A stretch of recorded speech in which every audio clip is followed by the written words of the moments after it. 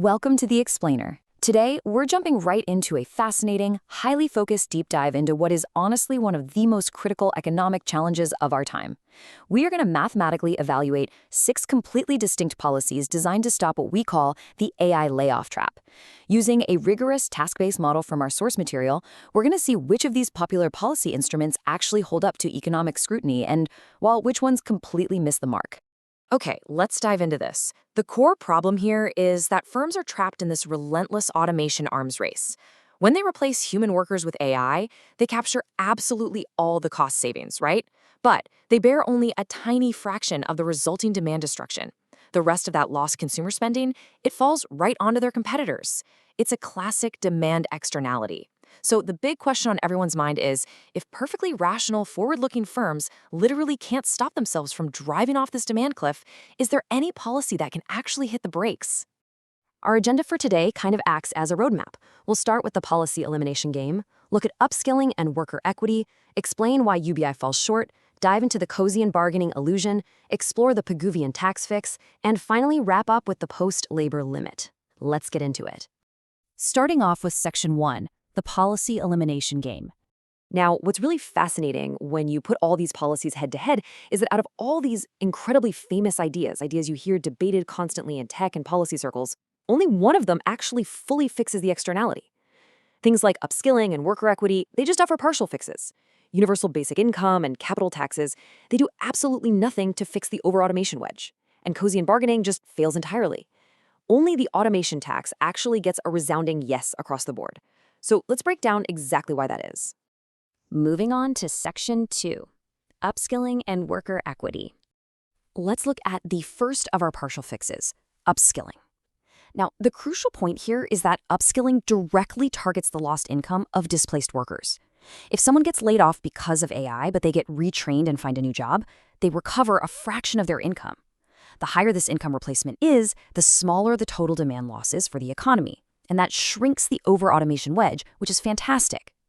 But mathematically, unless those displaced workers instantly earn exactly what they did before, meaning a 100% income replacement, a gap still remains. The externality persists. Next up is worker equity, or profit sharing. The whole idea here is that if AI is generating these massive profits, we just give workers a direct stake in those profits, recycling that income right back into consumer demand. Sounds pretty elegant, right? Well, the math actually reveals a structural failure here. Because workers only spend a fraction of their income within this specific sector, each dollar of profit shared generates less than a dollar of demand.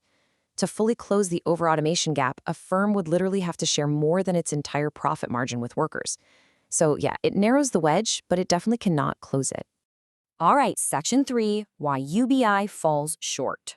Let's tackle the absolute heavyweights of the AI policy debate. To really understand why a standard profit tax fails, we have to think about level versus margin. A capital income tax takes a proportional slice of total profits, say 20%. This lowers the overall level of profit. Think of it like lowering the ceiling of a room. But it operates on the total profit level, not on the per-task margin where the actual problem lives. A firm deciding whether to automate one extra task still gets all the cost savings of that task relative to a human worker, while still pushing the demand loss onto its rivals. The profit tax basically just cancels out in the firm's math. The car is still speeding toward the cliff, you've just made the car a little less valuable. And this leads us to the ultimate red herring, universal basic income. Because UBI provides an unconditional transfer, it acts as a constant addition to aggregate demand. It raises the baseline of living standards, which, don't get me wrong, is incredibly valuable for cushioning the blow for society. But strategically speaking, it leaves the firm's marginal automation incentive completely unchanged. UBI is a level instrument. It's a complement, not a substitute for a real fix. A society with UBI is going to over-automate at the exact same rate as a society without it. This brings us to Section 4, the Coasean bargaining illusion. So, if broad government taxes don't work, what about the private market? Can firms just figure this out among themselves?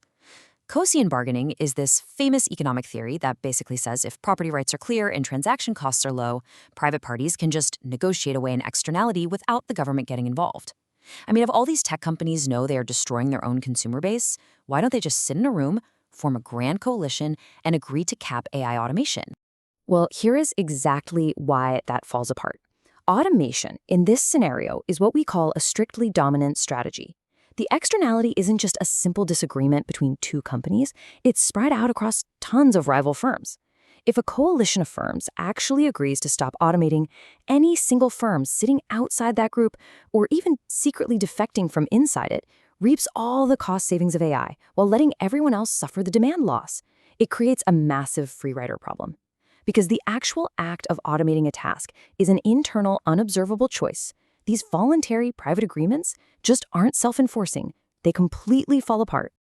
All right, Section 5, the Pigouvian tax fix.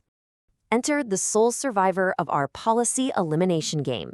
Let's break down this somewhat dense economic term. A Pigouvian tax is a highly targeted, per-unit charge set exactly equal to the marginal external cost. Remember how we just talked about capital taxes failing because they hit the whole profit level? Well, the Pigouvian tax hits the exact margin where the problem lives. It taxes the specific act of automating a task. And the math behind this is brilliant. The optimal tax rate, let's call it tau star, equals the demand loss per task times 1 minus 1 over n, where n is the number of competing firms. It has this incredibly beautiful, transparent economic interpretation. A firm already naturally internalizes 1 over n of the demand loss it causes, right? So this tax simply charges the firm for the exact remainder of the demand loss it's imposing on its rivals. It literally forces the firm to look at the true social cost of its AI adoption. But here's the best part. The policy design doesn't just stop at collecting the tax. The source material outlines exactly how this revenue should be actively recycled, because if you just give the money back to the firms, you leave displaced workers out to dry. Instead, you can use the revenue for direct transfers like wage insurance, or even better, retraining programs. Retraining builds human capital, which permanently raises the reemployment rate of workers. That actually shrinks the underlying distortion over time, making this Pigouvian tax potentially self-limiting. As the workforce adapts, the required tax rate just naturally drops. Finally, Section 6, the post-labor limit. Now we need to take a pretty hard pivot. Everything we've discussed so far applies to the transition period. But what about the extreme endgame? Let's take this all the way to the ultimate sci-fi scenario. What happens if AI becomes incredibly cheap, totally frictionless, and automates literally every single human task?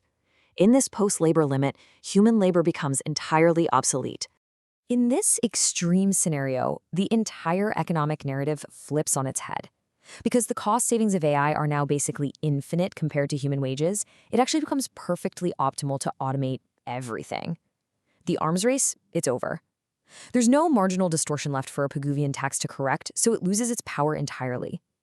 But the demand problem is still there. Humans have no wages. And this is exactly where universal basic income, funded by a flat profit tax, suddenly steps off the bench and becomes the ultimate savior. It literally becomes our only mechanism to recycle capital owners' surplus back to households just to maintain the consumer demand that keeps the entire economy alive. It's a really profound irony, isn't it? The very policies that are useless red herrings during the AI transition become the absolute foundational pillars of the post-labor world. But getting to that world without crashing the economy first, that requires surgical tools like the automation tax. So what does a world look like where work is absolutely obsolete, and UBI funded by profit taxes is our only lifeline? It's a lingering question, and it's one we all need to be ready for. Thank you so much for joining me on this explainer today, and I really hope this deep dive arms you with the economic clarity to navigate our automated future.